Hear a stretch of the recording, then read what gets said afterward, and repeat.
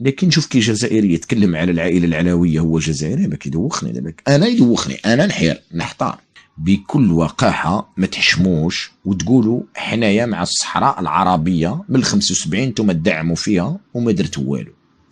انتم جزائريين خاسرين وفاشلين وفشلتوا معكم المغرب ب 20%. ايها الصحراوي البوليخاريو صنداليستان، اعطيني انه يوم من الايام لماذا استنجدت بالسلاطين المغاربه ولم استنجد بالجزائريين؟ رابح العيب مع خوتك المغاربه الجيران. شوفوا يا خوتي الجزائريين، انا ما نكرهكمش، لا ما نكرهكم، لكن واحد الحاجه حبيتكم تفهموها، اخرجوا شويه من واحد الفكر، ما تفرقوا ما بين العدوان ما بين الحمايه. غير دروك كيما واش قال لك الحمايه، وقتاش كانت الدوله العثمانيه وقتاش دات سبته ومليليه قبل ما تكون الدوله العثمانيه. خلا بالك بها ولا لا؟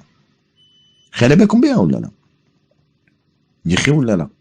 وانا جامي شفت واحد مستعمر من فرنسا يعاير في واحد يعاير في واحد فرنسا، ما فهمتش. واحد كان هذاك الوقت تحت فرنسا والاخر كاين تحت فرنسا، ما كانش اوجه الاختلاف. قال لك اوجه الاختلاف هو الاستعمار والحمايه. من الغباء يعني، في بالك انت يعني الجزائريين خرجتوا فرنسا بالسلاح؟ في بالك انت خرجت السلاح؟ كم هي نسبه الاستفتاء حول جلوس فرنسا في الجزائر؟ الم تكن متقاربه جدا؟ هل تعلمون ان تقريبا نصف الجزائريين مع فرنسا انها تقعد؟ يعني باش نهضروا بكل صراحه، وانا لو كان جيت انا نفوتي مع فرنسا تقعد. لو كان على بالي الاوضاع كيما هذو، انا من الناس اللي نفوتي مع فرنسا تقعد، انا انتخب مع فرنسا تقعد، لانه هي قاعده. على واش انا نزيد نقول هاي وذني؟ على بالي بلي فرنسا قاعده، الدوله تبع ماكرون تاعنا ربي يحفظه وربي يطول له في عمره ماكرون تاعنا، ربي يحفظونا تبع الدوله الفرنسيه، لانني في فرنسا وحافظ على دولة فرنسا. نعم قول لي انت ولد فرنسا، قول لي كيما تحب. انا تبون نحكم عليا 20 سنة حبس، فرنسا عطت لي الحرية، فهمت؟ انا تبون نحكم عليا 20 سنة حبس لانني تكلمت عن الامازيغية وكراسوني ماك، كراسوني ارهابي. لماذا تكراسيني ارهابيا؟ على واش تكراسيني ارهابي؟ اختلاس اموال الدولة. لا يوجد دليل عليكم باللي اختلست اموال الدولة، لا يوجد دليل قاطع أن كوكو اختلس أموال الدولة. ما عندكم حتى دليل ثانوي ماشي قاطع، ثانوي عندكم اختلاس أموال الدولة. خرافات وبهتان تتكلمون عنه فقط للأسف الشديد. مشكلتكم كاملة حين أتكلم مع الجزائريين فأجد أن العائلة العلوية لو كان تكلموها المغاربة دبر راسهم. لكن شوف كي جزائري يتكلم على العائله العلويه هو جزائري ما كيدوخني دابا، انا يدوخني، انا نحير نحتار. انا كامازيغي نتكلم نشتي الامازيغيه وكلش، بصح ما نقدرش نقول انا الملك عائله علويه وكلش. لا نو، انا لو كنت تحكم لي، لانه شفت هذه العائله العلويه اللي كنت تهضروا عليها مثلا بارابور كي ندير مقارنه مع الجزائر، الامازيغيه انجح في المغرب احسن من الجزائر. إذا كنتم مع أي مكان بالشعارات، أين هي فوائدكم؟ بكل وقاحة ما تحشموش وتقولوا حنايا مع الصحراء العربية من 75 انتم تدعموا فيها وما درتوا والو. انتم جزائريين خاسرين وفاشلين وفشلتوا معكم المغرب ب 20%، لأنه انتم فاشلين 100% في القضية هذه، والمغرب فاشل بخسارة وليس بفشل سياسي، إنما بخسارة مادية ب 20%. فهمت عزيزي ولا لا؟ و20% الفوسفات هذاك اللي موجود في الصحراء المغربية يستفيد منه الشعب المغربي، فهمتني؟ لكن أنت تخزو من الخزينة الجزائرية من أجل أنه تصرفوا على البوليزاريو، فرق كبير جدا، فهمتني ولا لا؟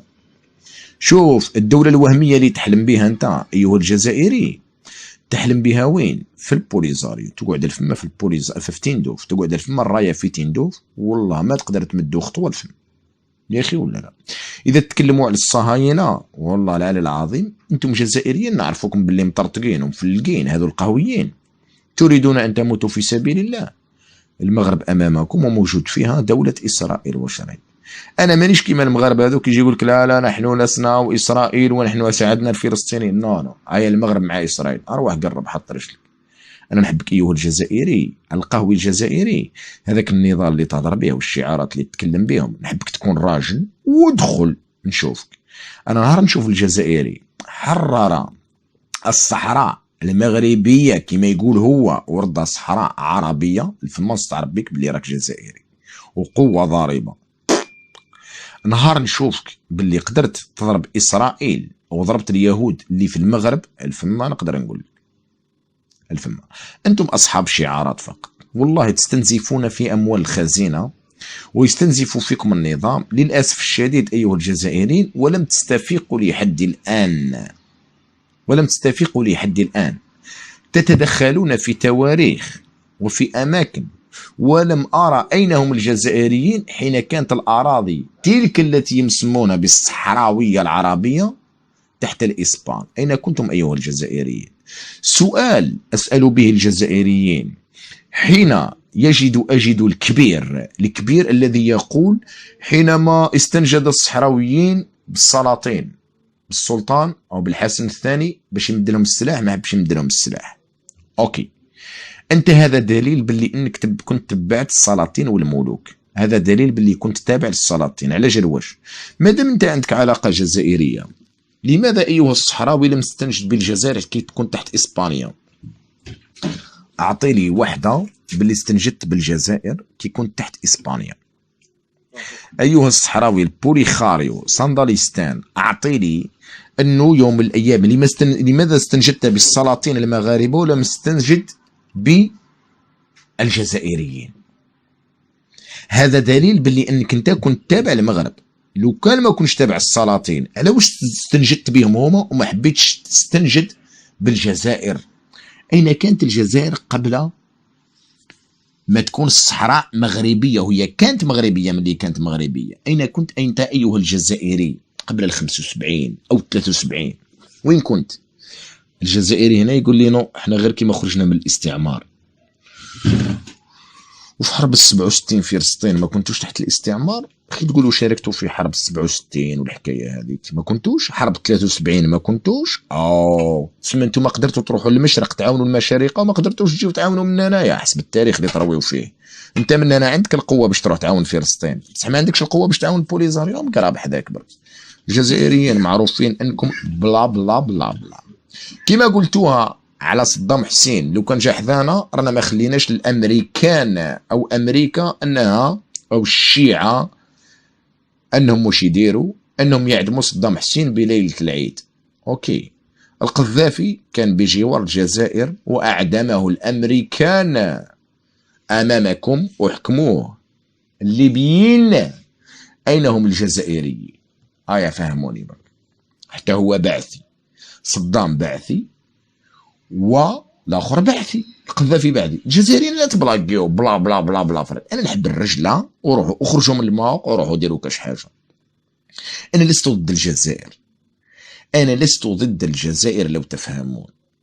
انا كي نقول لك راني مع الماك لانه هذاك يرجع مشكل داخلي، وحين كي نردوا مشكل خارجي لانكم انتم رسقتوا في مشاكل خارجيه. حتى انا استعين بالمغرب من اجل دعم بلاد القبائل كما استنجد هذوك اللي في تندوف دعم القبائل، لانه القبائل دعم الجزائر، لانه القبائل اللي ماكيست او يتزوا في السجن داخل الجزائر. هذو اللي هنا مقلال برك اللي تشوفوا فيهم هنا في فرنسا وفي كندا مقلال، لانه بزاف قبائل دي ماكيست، نسبه كبيره من القبائل مع لانديبوندونس. لماذا خفتوا ايها الجزائريين من الاستفتاء مادام راكم متاكدين باللي القبائل قادرين انهم وطنيين وجزائريين؟ نعم، القبائل بكري كانوا وطنيين وجزائريين. دير لهم صندوق استفتاء وخلاص وشوفوا الطرا ويقولوا مع القبائل يا اخي حبيتوا الاستفتاء انا درنا لكم من هنا، هاو القبائل ما حبوش يستقلوا. على واش خايفين؟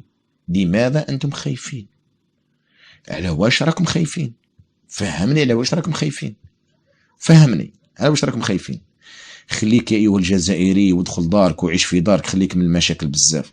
رابح العيب مع خاوتك المغاربه الجيران ما حاسبتش مصر اللي مطبعه مع اسرائيل، وما حسبتش تركيا اللي مطبعه مع اسرائيل، جيت غير تحسب المغرب اللي مطبعه مع اسرائيل، رغم انك انت في حد ذاتك مطبع مع اسرائيل تحت الطاوله، تحت الطاوله مطبع مع اسرائيل، واساسها هو هذه اللي هنايا اللي نشوفوا فيها هذه كوكاكولا.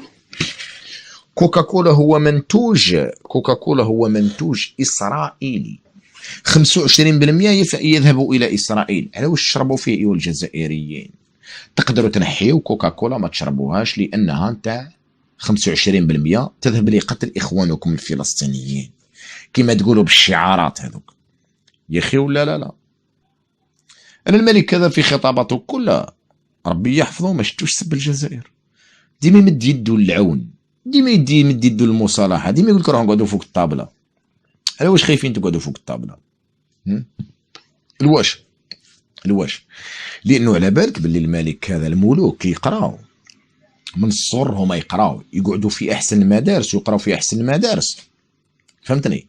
ومثقفين، فهمتني ولا لا يا اخي؟ ولا لا لو كان تهزبوا مدين تاعك والحسن الثاني وتقارنهم، لا مقارنه. الحسن الثاني لم يكن يوما من الايام زوجة جمال عبد الناصر، لكن بومدين كان زوج جمال عبد الناصر بكل صراحه واستعرفوا بها الجزائريين. ذلك الذي تتكلمون عنه عروبي لم يكن يوما من الايام بعثي، لم يكن زوج جمال عبد الناصر يوم من الايام، لكن ذلك الذي تسمونه ببخروبه ولبومدين ذلك البطل كان زوج جمال عبد الناصر. احنا الشعب الجزائري ما نبوسوش اليدين، ما تبوسوش اليدين، لكن الحلاق والإسكافي المصري جا قراك خلى المصاروة خير منك نتايا، على بالك ولا لا؟ إذا هو بس يد الملك نتاعو الرئيس بومدين كان ماشي في الطريق ويفتح الطريق سيدو. شكون هو سيدو؟ هو شكون؟ هو جمال عبد الناصر. شفت الفيديو نتاعو والصور نتاعو كيف يفتح الطريق من هنا باش يفوت جمال عبد الناصر؟ هذه الرخص نتاعك وتفتخر بومدين نتاعك اللي يفتح طريق الرئيس مصر، رئيس جمهورية مصر، اللي هو السبب انه الجولان تروح ومن مدينتين جزيرتين من تطلين على البحر الابيض البحر الاحمر انه داوهم من سيناء، وسببهم الاخر مننا، وسبب انه الفلسطينيين تروح لهم الضفه الشرقيه، سبب توسع اسرائيل. وجاي اليوم تقولوا تحية جمال عبد الناصر؟ اليس جمال عبد الناصر هو اللي خلى التوسع الحدود والحل بين الاخر الدولتين؟